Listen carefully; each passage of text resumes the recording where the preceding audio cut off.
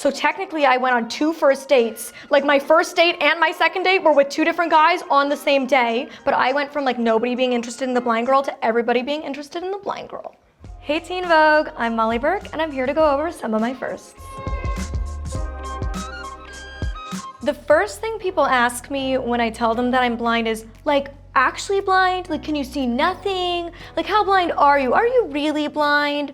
A lot of people think of blindness as black or white. There's so much gray area. Most of us, in fact, 90% of us in the blind community have some form of remaining vision, but that doesn't make us not blind. My first favorite makeup hack was entirely my own. So I just pinch my nose, the bridge of my nose, and I do my mascara. And when I would usually hit the inside corner of my nose, I hit my nail. And then I just wash my hands. It's so exciting. It's the small things. The first time I experienced echolocation, I want to say I was probably 8 or 9 years old, and it was with an orientation and mobility instructor of mine. I was trained in passive echolocation, which is really just tuning in to the natural sound waves that exist in society. And so she would blindfold me because I could still see at the time, and she would give me my cane and she would have me walk down the street and count the trees by listening to the tree trunks, or rather the blockage of sound, because when there's no tree there, you can easily hear the traffic. But the moment you walk by that tree, the traffic is blocked a little bit. And so I was really tuning into that, and it's been a skill that I use and harness every single day for navigation now. The first time I had a fashion faux pas was this pair of boots that I bought 2 of. There was a maroon pair and there was a light gray pair. Couldn't be further apart, like so different. One's a like light color, one's a deep tone. Well, didn't I put one of each on and walk out the door for my day? But you just own it. You just own it, and you act like you meant to, and you're creating the trend instead of following it. My first guide dog was my only female. She was a gorgeous black and white Labernese. My current guide dog is Sir Elton John, the fabulous. He's not as good at singing as the human Elton John, but I'd say he's better at guiding.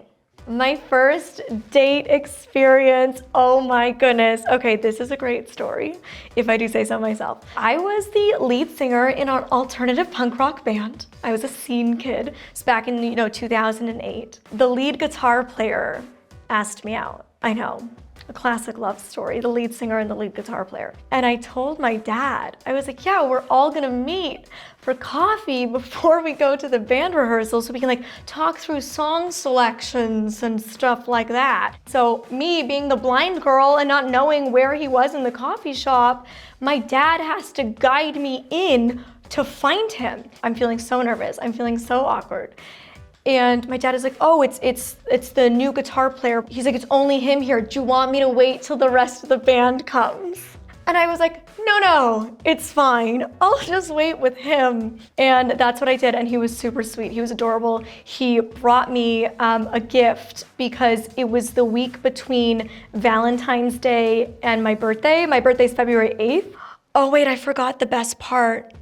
Then this other guy asked me to hang out after, but it wasn't a date. In my mind, it was just me hanging out with this guy. So then I go to hang out with that guy and he brings me a gift and I realize he thinks it's a date. So technically I went on 2 first dates. Like my first date and my second date were with 2 different guys on the same day. And then I had to let that guy down and started dating the other guy, and he became my first boyfriend, and we dated for 9 months. It was a whole thing. But I went from nobody being interested in the blind girl to everybody being interested in the blind girl. The first time I felt empowered against my bullies was when I stopped caring. I was like, you know what? None of you like me, but I'm gonna like myself. And I think when you're in school, it feels like it's never going to end. You're never gonna graduate high school. School is this never-ending thing. It is your whole life. And when I realized this is a moment in my life, I am gonna graduate, I'm gonna move on from all of this, and none of those people are gonna matter. And it's true, they don't. The first time I got a cane, I was around 7 or 8 years old, and that's when I started taking O&M, or orientation and mobility training, for the first time. And then I started using my cane full-time around 9 or 10 years old when I had a massive blind girl accident, and everybody on my team and everybody in my family was like, yeah, no, she cannot see enough to not use a cane anymore. And that was devastating for me. I think for a lot of blind people, the moment they need to admit that they need a mobility aid is really hard because majority of blind people don't use any form of a mobility aid. That's part of why I do the work that I do, because I want to show people that we are just normal people and we deserve to be treated the same, whether we need to use a mobility aid or not. A lot of people name their canes, and I so wish I did that. I see all these cute ones on TikTok, like Rick the Stick and Steve and all of these things, like so adorable. And I never named any of my canes, but I did get a hot pink one, and that was fun. The first thing I do when I get home from traveling is make a cup of tea. I love tea. It's like if I could build a tea tap in my home, I would just have constant flow of tea. The first step in my nighttime routine is removing my makeup, putting on my PJs, doing my skincare routine, and then I go into my yoga flow, my foam rolling, and my prayers and affirmations. It's a pretty extensive evening routine. I guess I walked you through the whole thing, not just the first. First piece of dating advice you would give to viewers. The advice that I would give is do what feels right for you. Don't listen to the rules. Do what feels, you want to text them right away? Text them right away. You don't? Then don't. And maybe that's actually your sign. You know, just do what feels good for you. The first thing I bring when traveling is slippers. I'm a blind girl. I walk into things, kick things more often than your average person. I always bring my slippers because it's the only way I protect my feet from like kicking the end of the bed, tripping over things, gotta keep my toes safe. The first time I made an impact on people was when I was speaking at a school about how being bullied impacted my life and my mental health. And this guy came up to me afterwards, and he had graduated high school the year prior, and he was like, you know, listening to you made me realize that I was a bully in high school, and I'm gonna go home and I'm gonna message everybody on Facebook who I ever bullied, and I'm gonna apologize to them. And that was really cool. So we're gonna move on to rapid fire questions. I'm ready. First thing you tell people about eye health. Wear sunglasses, protect your eyes. First time you read an entire book by Braille. Was probably my math textbook, nothing fun. First career you wanted as a kid. First career I wanted as a kid was as an actress and a model and a singer, triple threat. Favorite first TV show.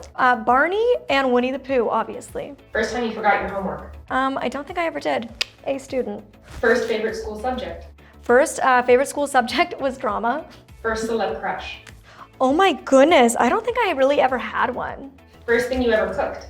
First thing I ever cooked, I am a terrible cook, like probably salad, it's not even cooking. First time you ever poured the wrong condiment on your food. Well, honestly, one time I poured ketchup all over my lap instead of my dish, and I had to go through the rest of school like that, but thankfully my pants were red, though I did smell like ketchup all day. First blind joke you ever made. First blind joke I ever made, I don't know, blind jokes aren't forced, they come naturally. First thing you're gonna do when you finish this interview. Go eat. The first thing I want everybody to know about me, that I'm just a normal girl. I think as a blind woman, a lot of people see me for my diversity. They see me for my minority, my oppression, like this hole that I fill. And of course, a lot of the work I do is around educating and trying to further the needle on inclusivity of disabled people. But at the end of the day, I am just a person. And I think so often society sees disabled people for their disability instead of for being a human that has a disability. So I want people to know, like, I'm just Molly. I'm just a normal gal who films videos in my bedroom, drinks way too much herbal tea, loves bubble baths and puppy cuddles, goes on as many bad Tinder dates as anybody else. I'm just a girl. Thank you to Teen Vogue for having me, and thank you to all of you for watching. I'm Molly Burke, and those were my firsts.